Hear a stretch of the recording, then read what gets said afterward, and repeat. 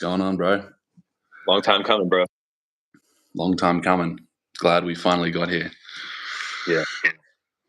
So let's just jump straight in. I've been watching your channel for a few months now, and really love the authenticity of what you share. You're a family man. You've had a lot of life experience, and you've got a really cool perspective on SR and how it's changed your life. So maybe we'll get into a bit of how you got to SR, but maybe let's just start off with how are you going at the moment with it? Where has it brought you to now? Yeah. So my current streak, I'm coming up on 5 months of unbroken retention. And I would say it's been God mode maybe the last month or two. It's been a kind of a slow, gradual step towards God mode. And so I actually started this last streak on New Year's. And so it started as a New Year's resolution. This streak really held really well. So, at the exact same time, your channel started popping up in the algorithm for me. And so I started watching you in January this year, and maybe actually a little before, but in January. And then, everything you were saying was really resonating. I remember the first video I watched of you was you're at a campfire, and I forget what it was. It was something about Return to the King or something like that. And everything you're saying was just resonating, man. I could just feel like your energy, and I could just feel like something was different because I've been consuming SR content and in the movement for quite a while, but there was something different about what you were saying. I was drawn in a different way. So it just helped me to really lock in this streak. And so that's when I started this. I think I was about a month in when I started doing my own YouTube channel as well. You had posted a video, and I used to watch a lot of Rin as well. And he kept posting videos saying, like, grab your camera and start recording. Like, every little bit helps. The brothers need to hear your perspective and stuff like that. I never seen it like that before. I was always like, everything needs to be perfect before I hop on YouTube, and I need to have the perfect editing, the perfect setup, stuff like that. So, but y'all inspired me to hop on. So, yeah. But in terms of this streak, it's been all about sexual alchemy. So diving into the works of Samael and Wood and what he talks about. And I've been married now for coming up on 2 years. And so at the beginning, I didn't know how to incorporate SR into my marriage and stuff like that. It was kind of weird at first, like this thing where, like we would make love for a while, it'd be like kind of here and there. And if it wasn't integrated, I wasn't sure. I was still thinking I had to be celibate, or I had to like refrain as much as possible. And so your channel, and then eventually the Sons of God community, really helped me bring in focus it's actually, I always thought before that, making love on SR was like taking a step back. It's actually the opposite. It's actually a level up. If you have your priestess, if you have your woman that you're locked in with, it's actually a step up. And so it just really brought things in full circle for me. So yeah, 5 months in, doing really good, seeing so many changes in terms of energy. That was something I always struggled with. And that's something I talk about a lot on my channel, is just struggles my whole life with energy and just not having the will to do anything, and just having uh, just really, really dark time. So seeing the light now, it's just really incredible. And every day is different, man. And just continue to watch your channel, continue with the brothers and Sons of God. I'm sure we'll talk about that, as we go along too, with how the community has evolved and what it's looking like today, and just the amazing changes that it's brought into our lives, through the community. So yeah. Awesome, bro. So how's your life different today compared to, let's say, 1 year ago? I would say, so the thing that comes to mind off the bat is anxiety. And so most of my life, I lived in this pit of anxiety, like being very fearful, especially of social interactions, but being very fearful of judgment, very fearful of embarrassment, very fearful of just stepping out of being me. I always had to try and be a chameleon and fit in with how other people wanted me to be. And so these days, I'm stepping out more of my own man, and stepping into uh, my own purpose, and not being and having less fear. It's still a work in progress, but having less fear of what others think, having less background anxiety in general. It's Things are becoming clearer, and um, that was always a constant through my life. So that's always something I got to say first with the changes. It's just that anxiety just fading, and it's still there a little bit, but it's nowhere near like it was. And so just being able to step out in the world as a more confident person has meant the world to me. As well, the second biggest thing would be as a family man. You know, I have a wife and a daughter who just turned 3, and I mean, it's a world of difference 1 year ago to how present I am as a father now, Mm, and as a husband, and the attention that I have for my family. Um, I used to just be a very overstimulated person and always needed. I was always running for distractions and always I couldn't sit still without looking at my phone or without, going into fantasy, or I just couldn't be in the moment. And so to be a father, to be able to share moments with my daughter and to share moments with my wife, and just be there, be a dependable man, has made a huge difference as well. yeah. And so, can you give me a comparison of you've just stepped into God mode? You said about a month ago. Mhm. Can you, well, first of all, share with us what is God mode to you, and tell us how things have changed for you since you've started doing God mode compared to just normal SR.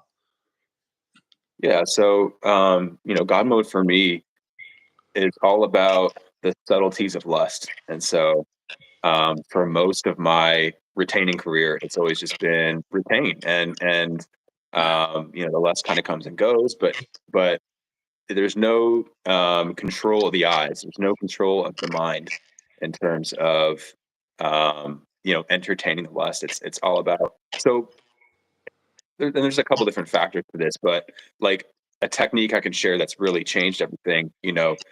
That we've learned kind of through letting go and through kind of sitting with this energy is, before it was all about distraction. It was all about hopping into something different. If urges came up, I would go do something, and that's great at the beginning of SR. I'm saying, like, that's a great tool. Jump into a workout, go for a walk, jump into a creative endeavor, something like that. Just something to distract yourself. But there's only so much progress to be gained by doing that. And eventually you have to come to a point of God mode where you have to sit with that lust and let it transmute. You have to learn to sit with that energy and not judge it and not try to change it, but let it work its course through you instead of trying to distract yourself. Because at the end of the day, like, that's it's the pure transformation doesn't happen yet when you're still running to different things to distract yourself. So that's just a key thing for me when it comes to the difference between SR and God mode is Mhm. the welcoming, the letting go of the lust. It's a more integrative thing. It's like the highest level of transformation, as opposed to just when you're just distracting yourself, you're still running. Yeah. And God mode is like sitting in the fire. It's like sitting and facing everything, Mm. and especially with the lust. That's always something. It took me a long time to even learn how to sit in that. That was always something that was just such an automated response. I was deep in PMO for 20 years. And so it was such an automated response that as soon as I felt the horniness, as soon as I felt that heat rise up, I had to go release. Like I had no like defense against it. And so with what we learned with letting go, with what we learned with God mode and stuff like that, being able to not entertain the mind and all that lust, all the lustful thoughts, and sit with the energy, sit with the feeling behind that, and just let that, and just observe that with purity and with just attention and no judgment. Um, that's been a big difference for me. And so, um, and just to answer your question further, just conduct in public, how I conduct myself in public, how I'm more conscious in public of where my eyes are, where my attention is, and where my thoughts are. And so, um, before it's just, yeah, I'm retaining, but I'm going about daily life, and I'm still, I'm getting hit with lust darts, but I'm not really doing anything about it. And Yeah. God mode is way more conscious, way more present, way more, you know, in control. So. So when you're in public and you see beautiful women walking by, how do you deal with that? For the first little bit, it had to be just averting the gaze. I had to be, but it's man, it's crazy because when you have a PMO addiction for so long, you're almost hardwired. Like I'll look in a direction and there'll be like an ass there, or what I'm saying, or a female there, and my eyes are just automatically locked onto it. It wasn't like I saw the female first and then I look at her ass or something like that. It was like my eyes automatically went there. Yeah. I could like turn around and my eyes go there automatically. And so there was a kind of a magnetic um, force that I had to really break down. I had to really be conscious of. And so at the beginning, it was no questions. It was just averting the gaze. And Yeah. so it's getting a little better now to where my eyes are more like I'm more keen to just look at the face. You know what I'm saying? Or just not even. It's you mentioned in one of your videos, like it's not even. It gets to the point where you're just not even interested in looking at women anymore. They don't have that same allure, that same effect. You know what I'm saying?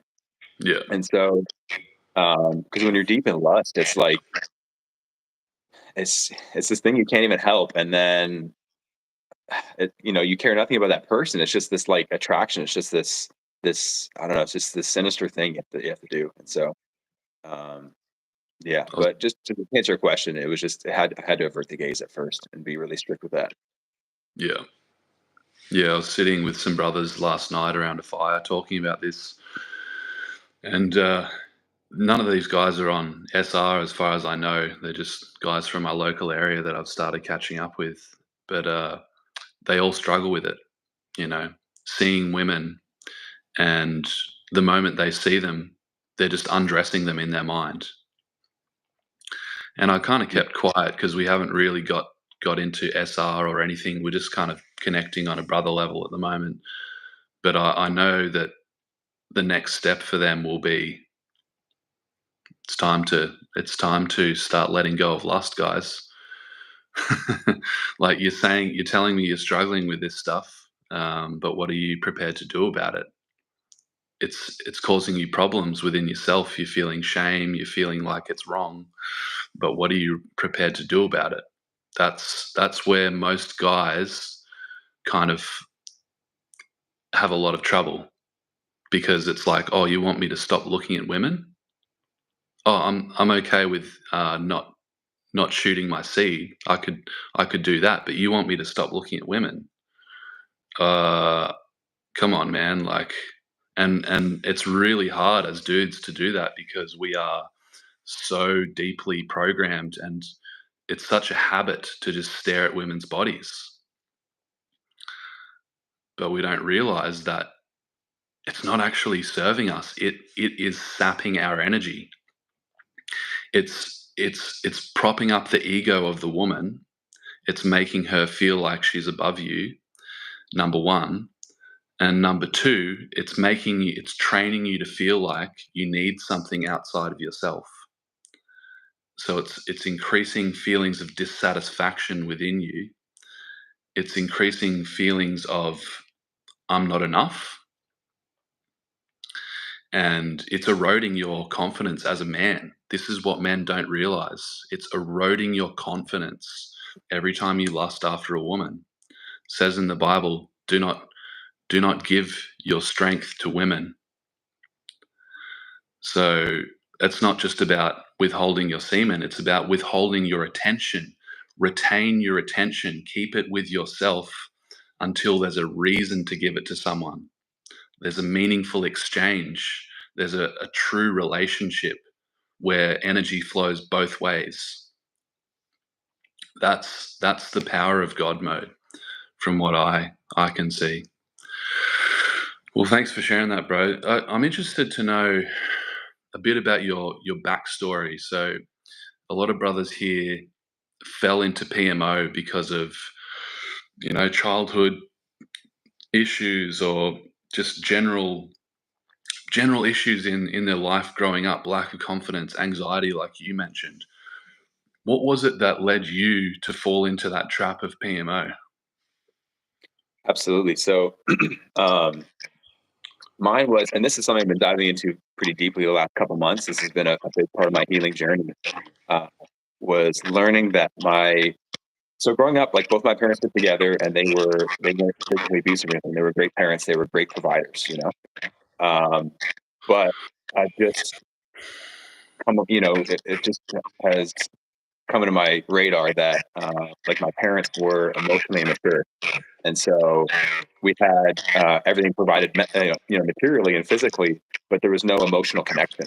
And so, as a young man, as a young boy, I didn't learn how to form emotional connections. I didn't. I was my emotions were suppressed a lot, and so um, I'm still dealing with emotions that have been repressed for 20 years. for 25 years. And so, anyways, growing up, that was just a big thing for me, is that I just never learned how to develop emotional. And emotions were these big, scary things, and we didn't talk about them. And there was no security or safety emotionally in my home.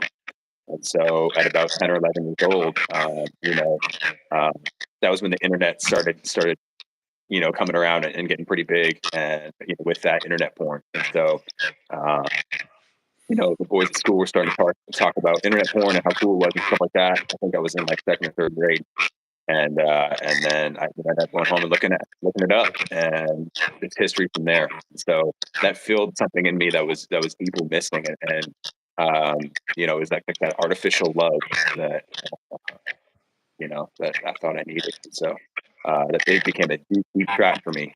And I became a daily releaser since I was like 11 years old. And so I only picked up from there, sometimes releasing 2, 3 plus times a day. But it formed incredibly fast, and it got deep really quickly, just because it was, I kind of found a little bit of relief for that emotional disconnection. I found a little bit of relief for that lack of love that I had in my life. And a lot of confusion too when you grow up in a home with emotionally immature parents. It's confusing because they provide everything for you. You don't know that, and in their eyes, like, well, they're like, you have way better than we do. Like, you have nothing to complain about. You shouldn't feel sad about anything, or upset about anything.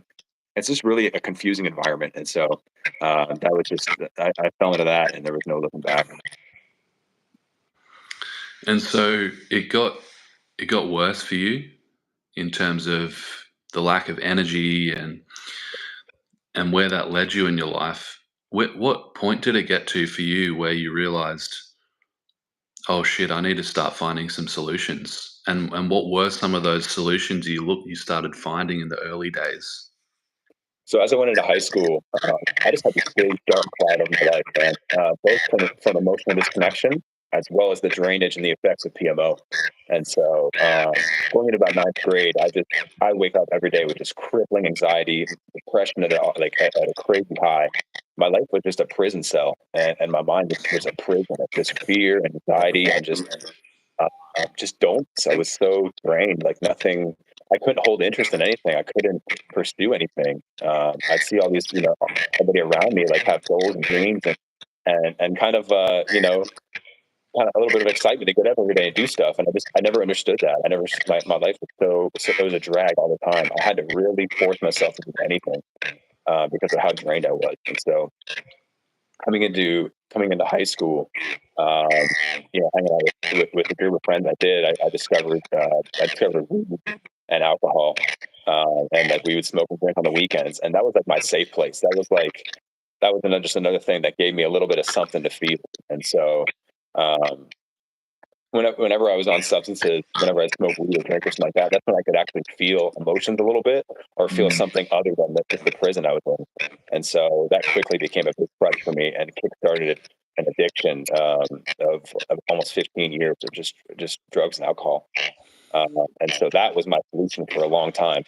Um, and even I went into the army at 18 years old once I graduated high school, thinking that was going to help me and help me become a man and help me become independent and stuff like that. But all my problems followed me, and I just kind of descended into deeper addiction. Into Afghanistan, and served in Afghanistan for almost a year, and so you know that messed me up even further. But that just long story short, drugs and alcohol was my solution for a long time. And I became a doctor of sorts, trying to figure out different substances I could take, different pills I could take, different types of alcohol I could drink that would make me feel a certain way. And so I just became very obsessed with controlling my mind state with drugs and alcohol. And there was just nothing else. There was nothing else that could even touch what I was going through. Um, in terms of like social connection, or entertainment, like, or even like sports, things like that. Like, nothing gave me any kind of effect, just because of this dark place that I was in, except for drugs and alcohol. And so I went all in, and I rode that path till the wheels fell off. And so I can go deeper into that, but that's basically what started. That's what I ran to for a long time. What point did you get to with the drugs and alcohol until, I suppose, the wheels fell off, as you said? Yeah. So once I got out of the army was when my addiction really, really kicked off. Um, and so I kind of held it together for a little bit for about 3 or 4 years after the military. But I was drinking and using every single day, PMO every single day, like just in this nonstop, just chasing dopamine anywhere I could get it. And it finally, like the wheels really fell off when I was about 23 years old. That's the first time I went to rehab. And it was just like, my bank account was always negative. I never showed up for anything. Like, I always blew family off. I was lying to everybody. Like, just this huge thing that just came crashing down. And so, my parents put me to rehab, and that was like my first one. And so from then on, for about 7 years, I was either in rehab, I was on the streets homeless, or I was in jail. And that was in that time frame, I went to over 16 different rehabs, some being like 30 days, and then some being up to to 4 to 6 months. And so that was my life for about 7 years. It was just this loop de loop because I couldn't figure out what was going on with me. I couldn't figure out my problem because it had this deep emotional disconnection and deep PMO addiction as well. I go to rehab and get clean off drugs and alcohol, but I'd still be fapping. I'd still be sneaking porn in wherever I could. So that was my main addiction, and the drugs and alcohol. I was never It was just a symptom. It was just something.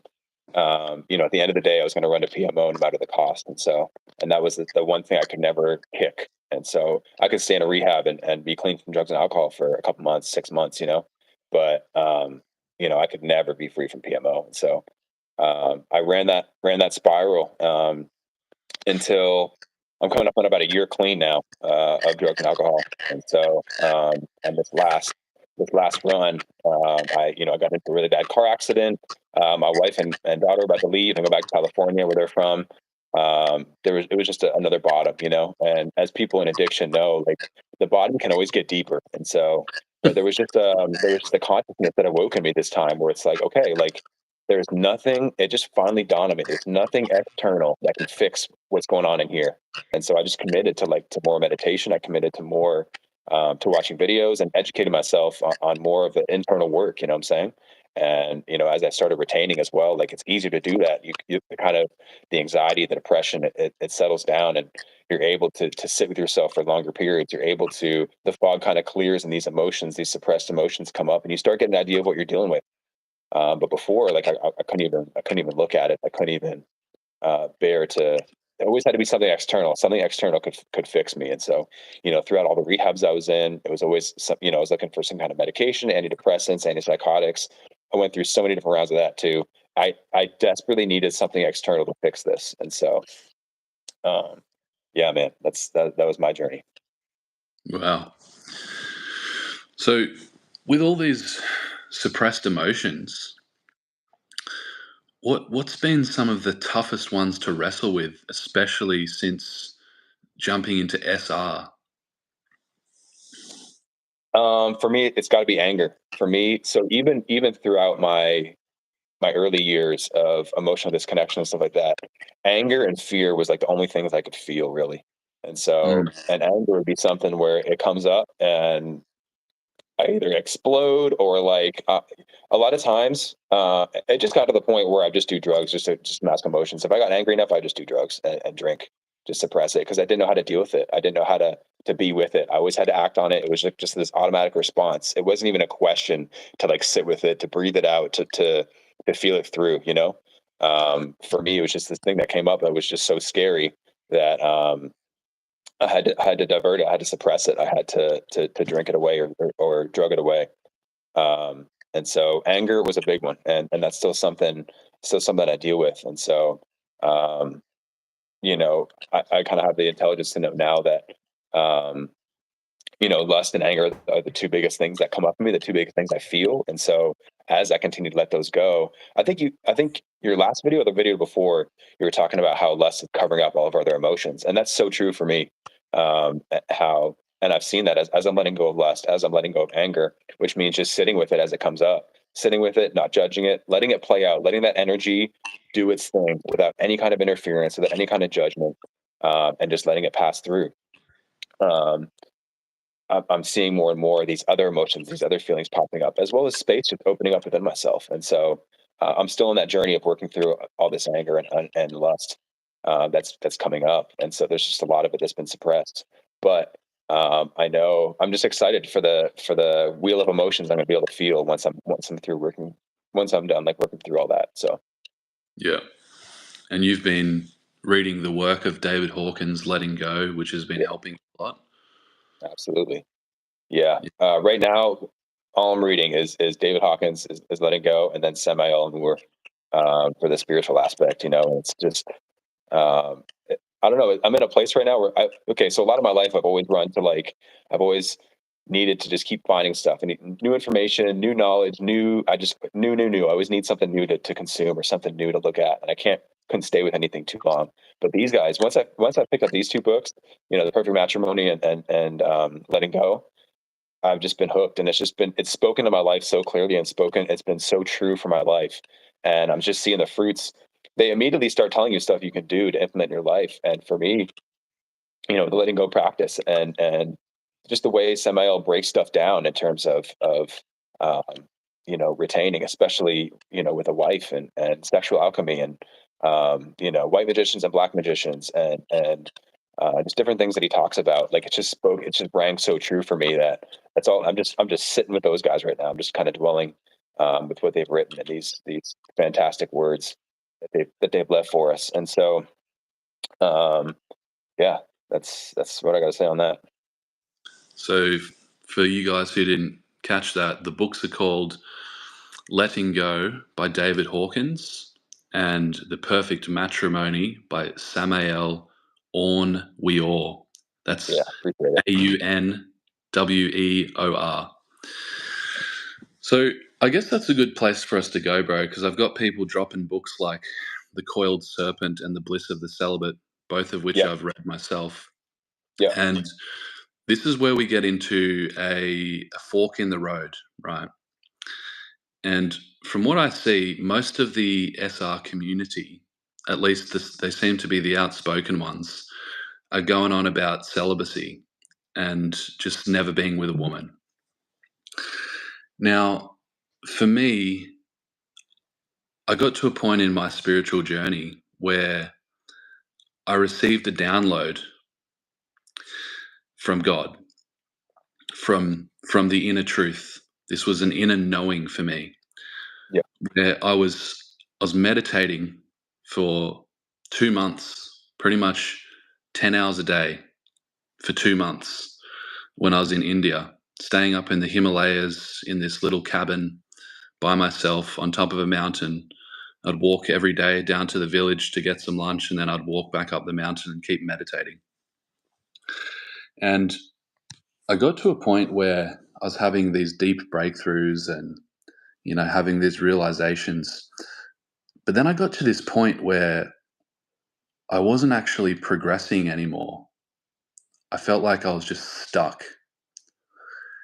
And I was wrestling with it, trying to sit through it. And then it was just like this clear realization of, bro, what are you doing here?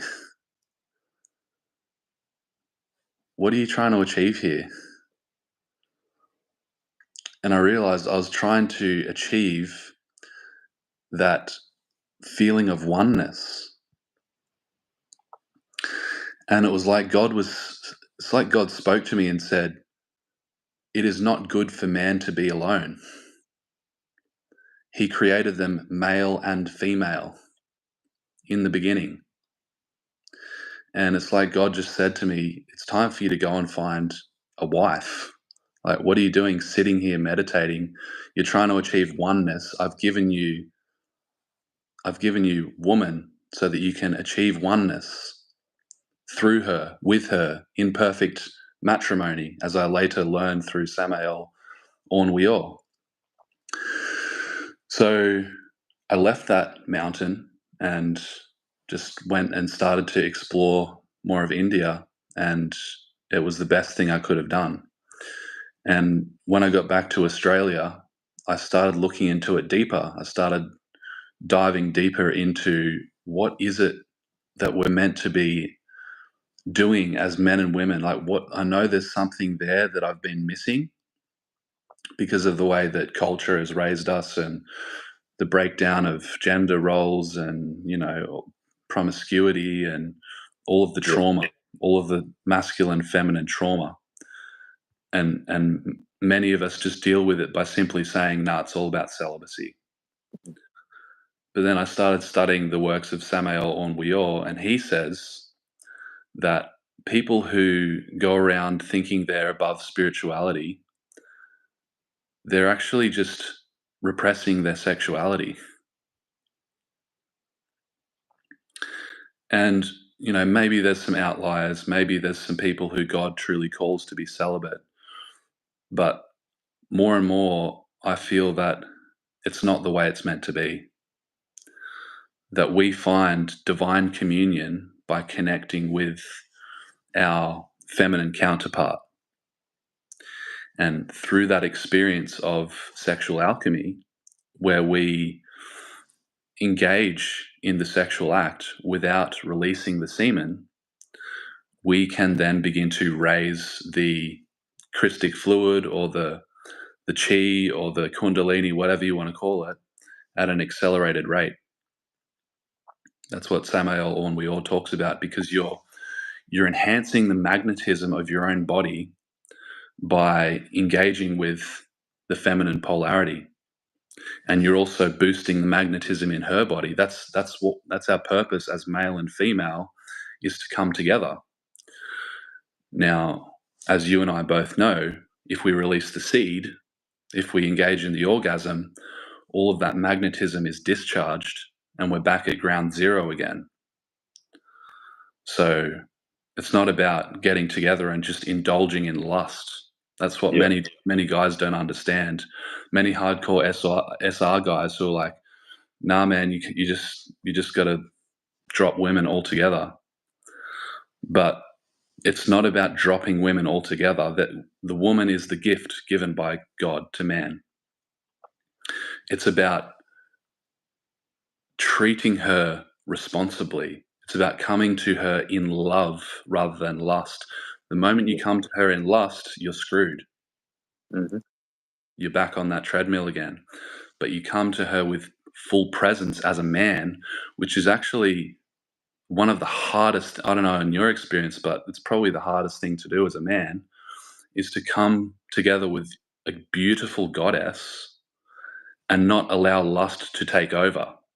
That's really where you step into like warrior king energy. It's like, here's this beautiful goddess in front of you, and you've got to let go of your lust and just be fully present and engage with her in this sacred connection.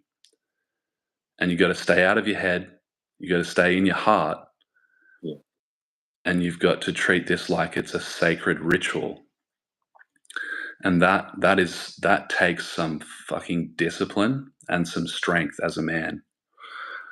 So for a lot of guys who are like, oh no, having a wife is weakness, sex is just bad, like full stop.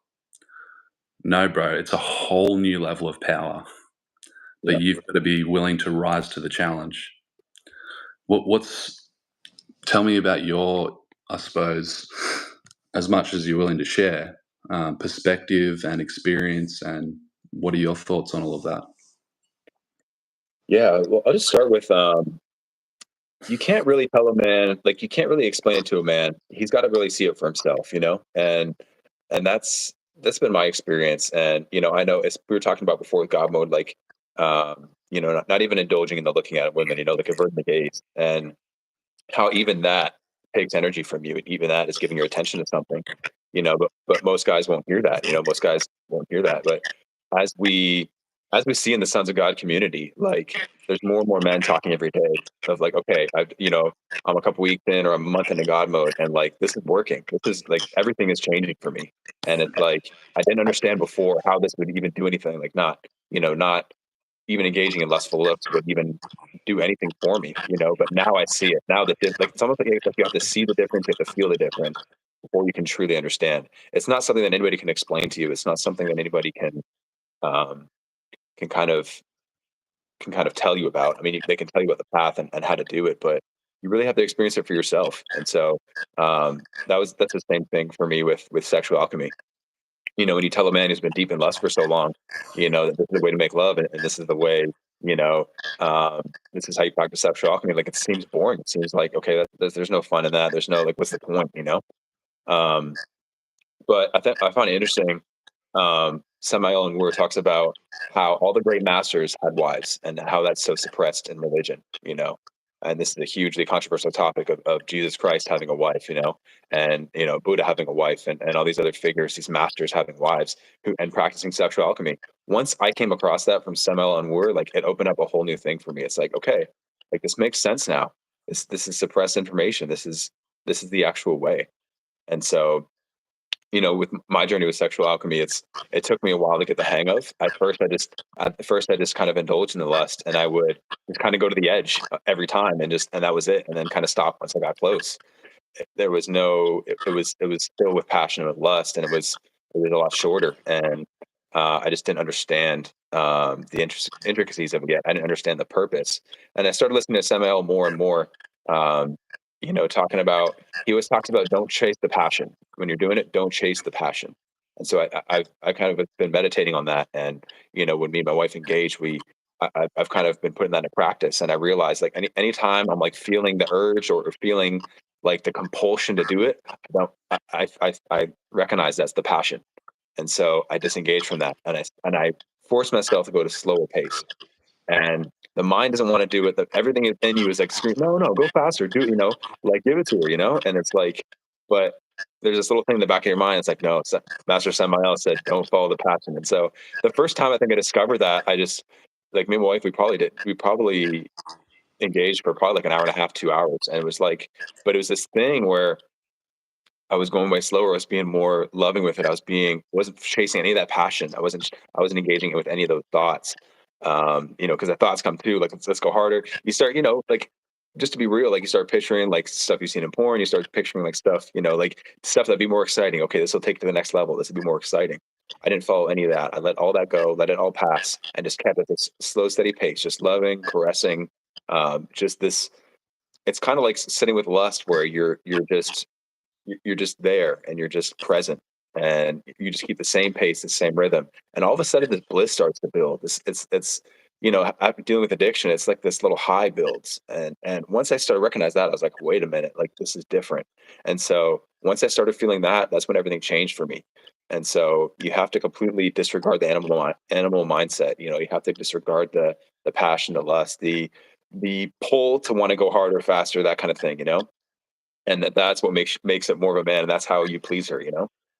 Because I can speak from experience. My wife has really been enjoying what we're doing, and she enjoys the alchemy.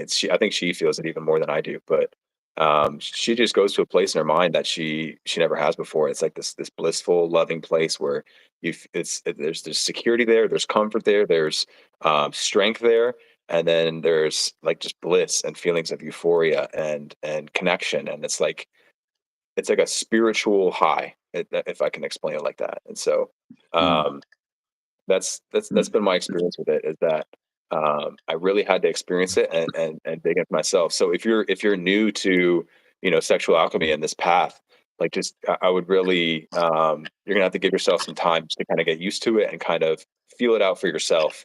But my biggest tip would be, like, recognizing that passion in you, recognizing that compulsion to want to speed things up or make things more exciting, that kind of thing, and realizing that's the lust, realizing that's the thing, that's the passion. And so I hope that helps. Yeah, thank you for sharing, bro. That's really powerful. Now, just on that, I know there's heaps of guys out here, probably most of the guys watching, who aren't married, and they're like, "Oh, cool. Well, I'll just go and do this with my with this chick I met on Tinder." And it's like, bro, you're missing the point. You're missing the whole point. This is not so that you can just explore with a woman that you're not committed with, because again, you're getting back into lust. This is for a woman that you choose to be with. Because when you start stepping into sexual alchemy, you're going to be opening doors. You're opening very, very deep spiritual doors. It's not just like a casual hookup, like one night stand. It's like she needs to be in a place where she can open her heart to you. There's a lot of trust there for her to be able to let you into those very deep places. And she won't do that if you're just a casual fling. She's only going to do that if you have shown her that you are devoted to her, like literally devoted to her. That's where the magic happens. When she starts opening as a woman, opening these deep parts of her soul to you, it's a lot of responsibility for you to not abuse that and not just like go sleep with another woman. So, to you guys watching and thinking like, oh, sounds cool, sexual alchemy, I'll start practicing this casually. No, bro, like don't muck around. This is the big boy stuff. This is like the big guns of semen retention. Make your goal, if this is where you want to go, to first practice God mode. Find some stability in practicing God mode. And then once you're there, I had a question the other day, a guy saying, if I'm practicing God mode, not looking at women, how am I going to find a woman? Well, it's like just come to that place of basic stability and consistency within yourself in your daily life. Like, where are you at with your goals? Where are you at with your purpose, with your business or your career? Get some stability there. And then you will magnetize a woman. You will magnetize a godly woman. It will happen. Just don't let go of the timeline. Just focus on you doing you, and she'll just pop into your reality. Like this has happened. This is what happened to me. She'll just be there when the moment's right, and then it's just like proceed. You're ready now to proceed. Like you've proven that you are ready for a wife. That's the test for men. Until you're ready for a wife to take care of a woman and to start a family if that's where you're looking to go, until you're ready for that, you're not really going to magnetize that high grade woman. And that's okay. That's just showing you, okay, I need to work on my life a bit more. I need to sort some stuff out. Absolutely. And I'm seeing in the comments here, guys that are chiming in about that. And I totally agree. Like, if you're just coming out of PMO, if you're just coming out of the darkness, like, I think it's really beneficial to take a period where, you're just single and you are, healing old wounds, you are, exploring your energy and stuff like that. And so, people have been chiming in. So I just wanted to say, like, I really do agree with that. It's just cool that, there really is so many levels to SR, and there's so many levels to this thing. And, we see in the community with guys that are joining every day, that are on different levels. But it's especially cool lately. I feel like the last week or so, we've had an influx of men coming in that have been on SR for quite a while, and they've done that inner work, and it's like they're ready for what's next. What's next? And I think that God is bringing them to this community because I don't think there's don't think there's many other communities that are talking about the perfect matrimony. They're talking about this path, of sexual alchemy, of that kind of thing. Because like you talked about before, SR a lot of times is very black and white, where it's like, okay, either got to be celibate, or what I'm saying, or I'm like a womanizer. So I think it's cool what we offer in the community, what you've created, to where I just think, God is bringing men into this community at a time in their life where they need that guidance for the next step. So. 100%. Well, brother, thank you for everything you've shared. If anyone has any specific questions they want to ask, just drop them in the comments below. We'll finish up here in a couple of minutes. I'm just going to scroll up and have a look. So, Jesse Slade, should I wait till I find my wife to practice that alchemy? Yes. Yeah, you should. You should wait, brother, for sure. King David, married 5+ years. It's amazing having someone to do life with. Amen. Yeah. Thoughts on brahmacharya? Yeah, Christian brahmacharya, even though I'm not pronouncing that correctly, it's the path of God. For those of you who don't know, Brahma, God, Charya, the path of God. That's what we call God mode. That's what we're talking about when we say brahmacharya. Now, the hardcore Indian yogis, many of them will say, well, no, you can't be married, you can't touch a woman. But yeah, the way I see it, that's it's not the highest path for me anyway. So yeah, definitely brahmacharya is the way to begin. Just refusing to look at a woman's body except for her face. That's what they say. And letting go of all lustful thoughts as they arise. 100%. Daniel, my main issue is actually dealing with confidence. I've lived all my life with minus 40 confidence, and suddenly I have it in droves, and it's throwing me off like you wouldn't believe.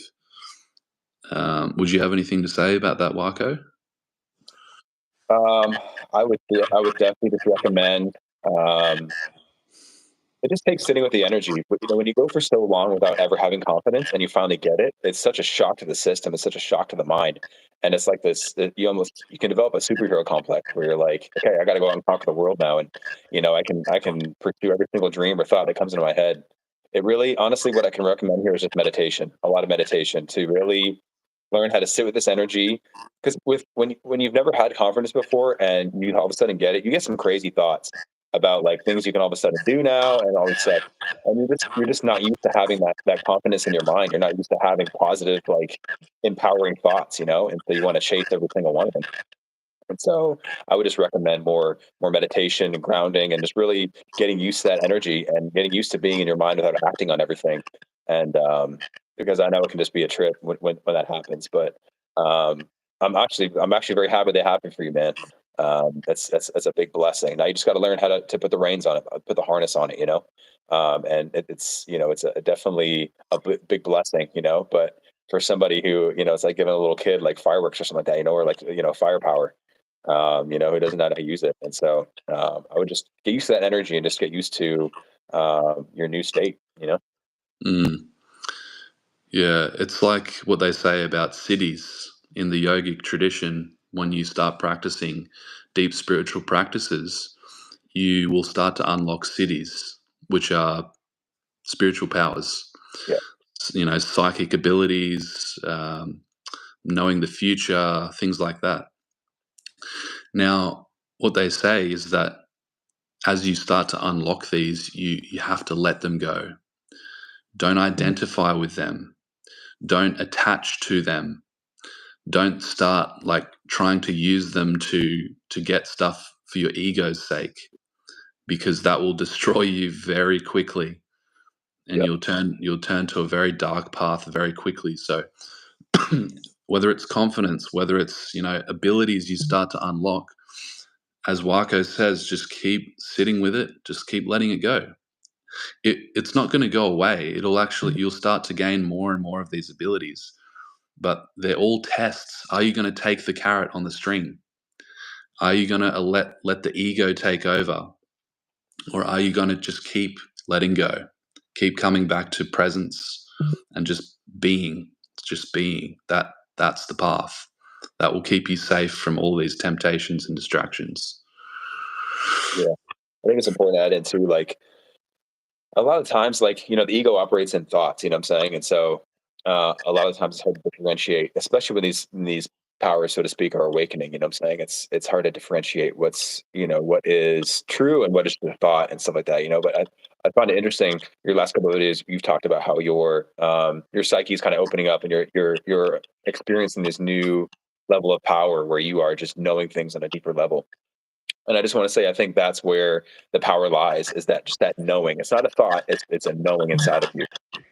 And so that's where meditation comes in, just to kind of learn, that the thoughts that come and go and differentiate between thoughts and that inner knowing, that intuition, that solid, like spiritual power. 100%. We also had another question up here. The channel is called SR. Said I still struggle with it with seeking female validation. How can I overcome this? And for me, I just wanted to really touch on this because for me, so female validation all tied to my mother wound. You know what I'm saying? Like my relationship with my mother. And so, and really what I ran to porn for in the first place was trying to have a feeling of love. And so I would just really reflect on your childhood, and just kind of create times throughout your day where you can just sit with yourself and allow things to come up and just see what comes up from your childhood, from your past experiences with women. Just usually, like, really needing that female validation comes from a place of a lack of love, and comes from a place of trying to just for so many years trying to fill that void with every other thing but actual love. And so, Mm. I think we get closer as we continue to let go of things. As we've been talking about, like letting go of negative, lower emotions, letting go of lust, letting go of anger, all that kind of stuff. Once you get to a certain point where you've released a lot of that, then you start to feel the actual love. You start to feel that divine love, so to speak, and higher frequencies, and that's what really starts fulfilling you. And so, just know that these things are coming up. They're just kind of warning signals, letting you know that, hey, there's still stuff to be healed. So I hope that helps. Yeah, that's awesome.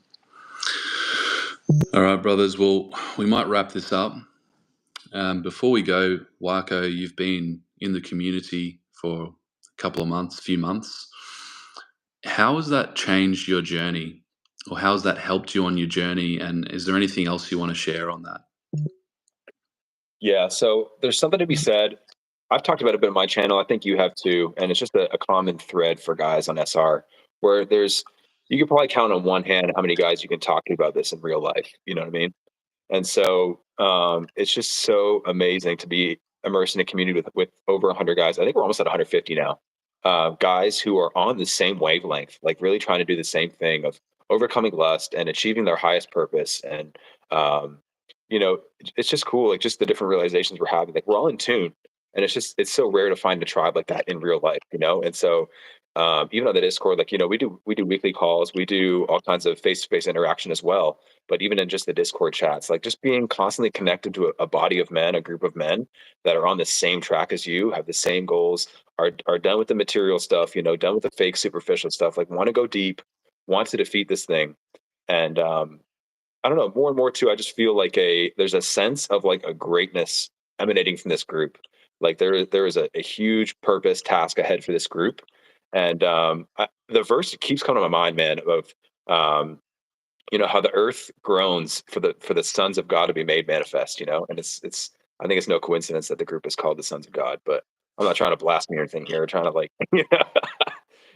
mess with the scriptures and like that. But it's just been coming up to my mind. Like I think there's a big purpose for the men in this group, and I just see the power levels of the group rising, and I think every single man is going to be capable of changing the world, that comes from this group. And so, there's that. There's the accountability piece as well, where speaking your goals out in public, and having another man keep you accountable is just, especially in the early stages. There's nothing more powerful than that. The Bible also says that iron sharpens iron, as a brother sharp, or as a friend sharpens a friend, or a brother sharpens a brother, something like that. Um, Forgive me, I didn't go to seminary or anything, but um, yeah, it's just the power of another man who cares about you and loves you, and who wants to see you do better and wants to see the best come out in you. And so, there's that as well. There is, the face to face bit as well. With the calls we have, the seminars, the weekly calls that we do, which I think will increase as well. Like as the tribes get started, like those will be. I think those will roll out more, just to get more face to face time with each other, because nobody can call your bullshit like another man on SR. You know what I'm saying? Like in terms Yeah. of relapse, in terms of falling back into lust, like it's all over us. You know what I'm saying? Whenever we do that. And so, it's if you have nobody holding you accountable in real life, or if you're just on text chats all day, like it's easy to kind of hide. And when you're face to face with brothers, they can call that out. They can be there to call you to a higher standard, okay, and get you out of that. Um, because I mentioned it in the group earlier in the week. I can't remember if it was yesterday or the day before, but I mentioned that when you're getting wrapped up back into lust, when you're going down that dark path again, like that phone becomes 1,000 pounds. It's so hard to reach out for help. It's so hard to reach out for support. It's so hard to with the guilt and the shame of everything. It's hard to connect with another brother. So, um, and that's the thing I was going to say too, where you know a lot, like there's some really close connections being made in this group, to where if you are posting for a while and all of a sudden stop posting, like brothers are going to reach out to you and be like, "Hey, what's up, man? What's going on?" And that could be the thing that pulls you out. That could be the thing that's like, okay, yeah, I got to get back on track. And there's guys that care about me and love me, and there's a purpose. Like, um, I was talking to a brother the other day who's having some struggles, and I was just telling him, like, man, you're too valuable to be on the sidelines, bro. Like, this is exactly what this addiction. It's exactly what the whatever you want to call it, the dark forces that we're up against, whatever you want to call this sinister thing that wants to keep us small and just puny. That's exactly what it wants for us to be, is on the sidelines. But I was like, man, you have too much power. You have too much. Your voice has too much influence, and we need you in the battle. And so, um, it just it's powerful to have other men that care about you. And so, there's man, I could just go on and on about the community. I really could. I don't want to like take up everybody's time, but it's been such a blessing for me, and I've grown and leveled up in so many ways. I've been in it since the beginning of the year, and it's just the last couple months. It's like you can't not grow just being in the energy and being in the power that these men possess. You can't not grow. Like, you just the conversations you witness every day, the high level talk that happens, and just the energy of the brothers who are trying to do better for themselves. Like, it just kind of forces you to a different level. So Yeah, there's this verse in the Bible that says, 1, 1,000, 2, 10,000. yeah, Talking about warriors, fighting enemies. It's like one man empowered by the Spirit of God can take on 1,000. Two men empowered by the Spirit of God can take on 10,000. It's a multiplier effect. There's a multiplier effect in the community that's just getting stronger and stronger. So anyone who wants to be a part of that, there should be no question, just jump in. The link is on my channel. It's on Warco's channel. I'll drop a link on this video replay when I post it. So, Brother Warco, it's been powerful. It's been fascinating. It's been really cool to hear more of your background, more of your story. Thank you so much for sharing. absolutely, man. Thank you for having me on. And man, just thank you. I sent you a DM the other day, but just want to say, like, in public, man, just thank you for the work you've been putting in, alongside with, the work that you do, just with your job, and raising a family and having a young child. Like, the amount of effort that you put into the community and put into your videos, and pumping videos out every day, just the amount of effort you put into the brothers is incredible. And, just coming from a family man as well that knows that task, how big that task is. I just really appreciate you, man. So thank you for your platform. Thank you for having me on. And just thank you for this movement that you've ushered in. Thank you, brother. I really appreciate that. Everyone, also remember to give Warco a sub. Make sure you jump on his channel. I'll drop the link in the replay as well. All right, brothers. Well, sending you all love. Thank you, guys. And we'll see you in the community or on another video very soon. Yeah. Much love, brothers. Keep retaining. Later, guys.